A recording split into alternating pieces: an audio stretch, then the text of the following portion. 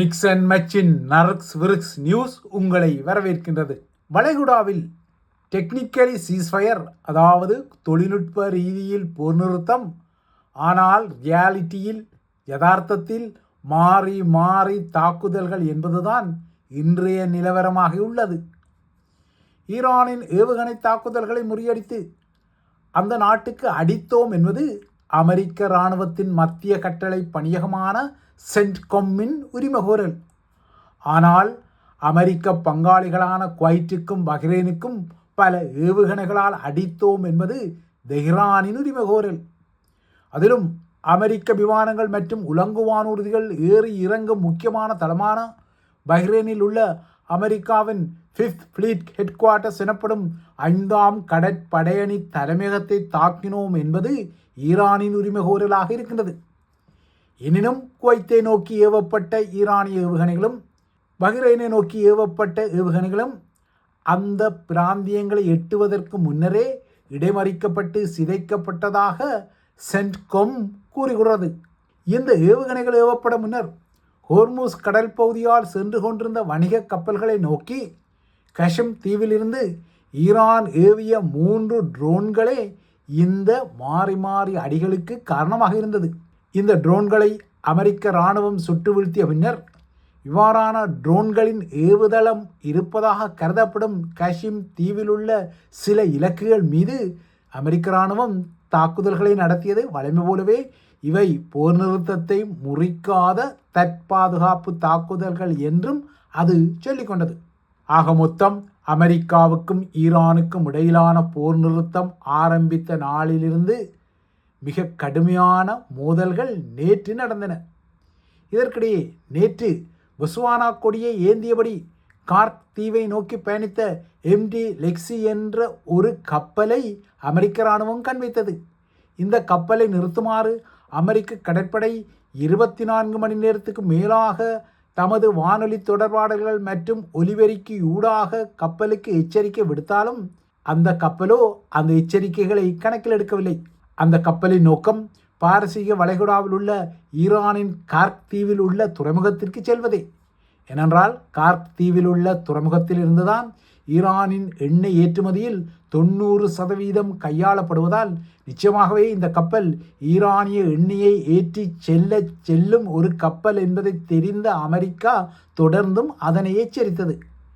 ஆனால் அமெரிக்க கடற்படையின் இந்த எச்சரிக்கைகளை புறக்கணித்த இந்த MT லெக்ஸி அமெரிக்காவின் எச்சரிக்கைகளை எல்லாம் எனக்கு சொல்லு, என் பிடரிக்கு சொல்லு என்ற அடிப்படையில் நோக்கி கொண்டதால் வேறு வழியின்றி இந்த கப்பலின் இயந்திர அறையை நோக்கி அமெரிக்க விமானம் தனது ஹெல்ஃபயர் ஏவுகணையை ஏவியது. இயந்திர அறையை துளைத்த ஹெல்ஃபயர் ஏவுகணை இயந்திரத்தை சேதப்படுத்தியதால் இப்போது கப்பல் அந்த இடத்திலேயே நிற்க வேண்டி வந்துவிட்டது. கடந்த வார இறுதியிலும் ஈரானை நோக்கி சென்று கொண்டிருந்த ஒரு கப்பலை அமெரிக்க இராணுவம் செயலிழக்க செய்த நிலையில் இந்த புதிய தாக்குதல் வந்தது. கடந்த மாதம் ஈரான் மீதான அமெரிக்காவின் கடல் முற்றுகை ஆரம்பித்த நாளிலிருந்து இதுவரை ஈரானுடன் தொடர்புடைய 6 கப்பல்களை அமெரிக்கா தனது தாக்குதல்கள் மூலம் செயலிழக்க வைத்திருக்கின்றது. அதேபோல மேலும் 122 கப்பல்களை ஈரானுக்கு செல்லாமல் அது திருப்பி அனுப்பிய நிலையில் தொழில்நுட்ப ரீதியில் போர் நிறுத்தம், ஆனால் யதார்த்தத்தில் மாறி மாறி தாக்குதல்கள் என்ற புதிய நிலவரம் இப்போது வளைகுடாவில் தெரிகிறது. 2020ஆம் ஆண்டு மே மாதம் 25ஆம் தேதியன்று அமெரிக்காவில் இடம்பெற்ற ஜார்ஜ் ஃப்ளாய்டின் மரணம் நீங்கள் அறிந்திருக்கக்கூடிய ஒரு மரணமாக இருக்கக்கூடும். ஏனென்றால் அப்போது இது உலகத்தை புரட்டிய ஒரு செய்தியாக இருந்தது. இந்த மரணம் அமெரிக்க காவல்துறையில் நிலவும் அமைப்பு ரீதியான இனவாதத்தை அம்பலப்படுத்தியது. 46 வயதான கருப்பினத்தைச் சேர்ந்த ஜார்ஜ் ஃப்ளாய்ட் உள்ளூர் கடையொன்றில் போலியான $20 நோட்டை பயன்படுத்தியதாக கூறப்பட்ட ஒரு குற்றச்சாட்டு சம்பவத்தில் உடனடியாகவே நடவடிக்கை எடுத்த மினியாபோலிஸ் காவல்துறை ஜார்ஜ் ஃப்ளாய்டை கைது செய்ய முனைந்தது. இந்த கைதின் போது ஜார்ஜ் ஃப்ளாய்டின் மீது அதீத பலப்பிரயோகத்தை மினியாபோலிஸ் காவல்துறை அதிகாரிகள் செய்தனர். ஜார்ஜ் ஃப்ளாய்டை வீதியில் குப்புற படுக்க வைத்து இந்த கைதை காவல்துறை அதிகாரிகள் செய்தபோது அதில் ஒரு அதிகாரியாக இருந்த டெரக் ஷோவின் ஃப்ளைட்டின் தொண்டையை 9 நிமிடங்கள் 21 செகண்டுக்கு தனது முழங்காலால் வைத்து அழுத்தியிருந்தார். டெரக் ஷோவின் தனது தொண்டையில் காலால் அழுத்தியதால் மூச்சு திணறிய ஃப்ளைட் மீண்டும் மீண்டும் தன்னால் மூச்சு விட முடியவில்லை என கூறிய போதும், அவர் படிப்படியாக தனது சுய நினைவை இழந்த போதும் டெரக் ஷோவின் அந்த பிடியை தளர்த்தவோ அல்லது அவருக்கு மருத்துவ உதவியை வழங்கவோ இல்லை. இந்த சம்பவத்தின் காணொளி சமூக ஊடகங்களில் வேகமாக பரவியதும் அமெரிக்காவிலும் உலகத்திலும் பிளாக் லைவ் மேட்டர்ஸ் என்ற வகையில் பெரும் போராட்டங்களும் நீதிகோரும் ஆர்ப்பாட்டங்களும் வெடித்த சம்பவங்கள் செய்திகள் எல்லாம் நீங்கள் அறிந்திருக்கக்கூடிய விடயங்கள். இதன் பின்னர் 2021 ஏப்ரலில் டெரக் ஷாவின் மனித கொலை உட்பட்ட குற்றங்களுக்காக தண்டிக்கப்பட்டார். அவருடன் கூட இருந்த ஏனைய காவல்துறை அதிகாரிகளும் தண்டிக்கப்பட்டனர். இந்த நிலையில் பிரித்தானியாவிலும் இப்போது இதே போன்ற ஒரு சம்பவம், அதுவும் வெள்ளை இனத்தைச் சேர்ந்த ஹென்றி நோவாக் என்ற இளைஞர் சீக்கியர் ஒருவரால் கத்தியால் குத்தப்பட்ட பின்னர் காவல்துறையினர் அந்த இளைஞரை கையாண்ட போது நடந்த சம்பவங்கள் பெரும் சர்ச்சைகளை உருவாக்கியுள்ளன. காவல்துறையின் உடலில் பொருத்தப்பட்டுள்ள பொடிகேம் எனப்படும் காணொளி பதிவு கருவியில் பதிவு செய்யப்பட்ட காட்சிகள் இந்த சர்ச்சைகளின் மூலப்புள்ளியாக உள்ளது.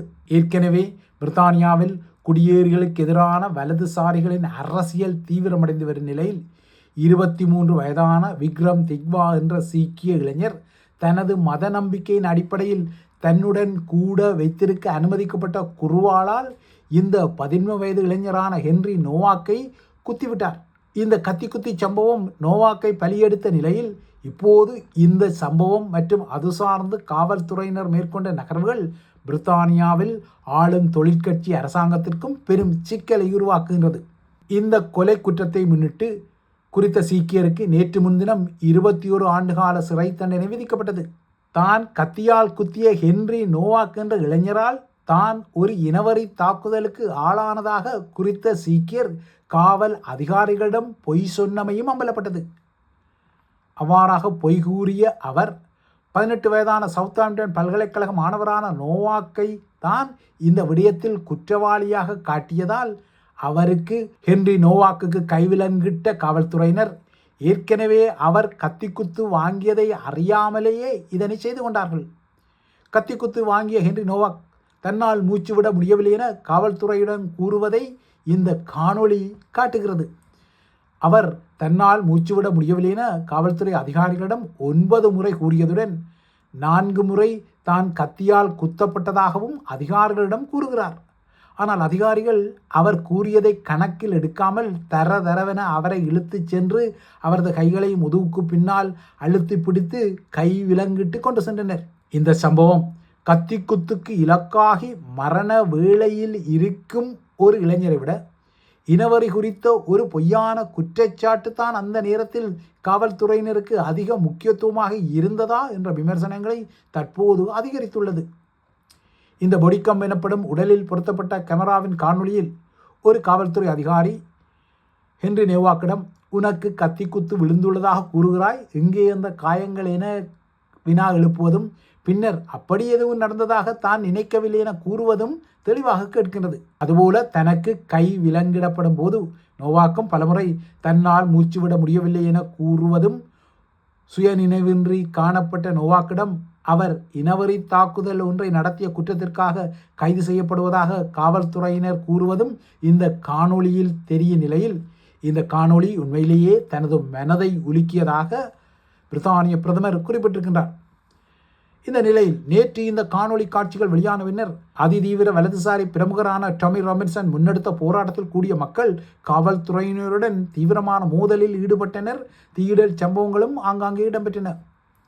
நோவாக் நடத்தப்பட்ட விதம் குறித்து தனக்கு கடுமையான சீற்றம் ஏற்பட்டதாக குறிப்பிடும் ரிஃபார்ம் யூகே எனப்படும் மறுசீர்திருத்த பிரித்தானியா என்ற அதிதீவிர வலதுசாரி கட்சியின் தலைவரான நைஜல் ஃபராஜ் இது 2 அடுக்கு பிரிட்டனுக்குரிய சான்று என்றும் குறிப்பிட்டு இந்த விடயத்தில் தனது அதிதீவிர வலதுசாரிக்கு வாக்கு வங்கியை தேடுவதும் தெரிந்தது.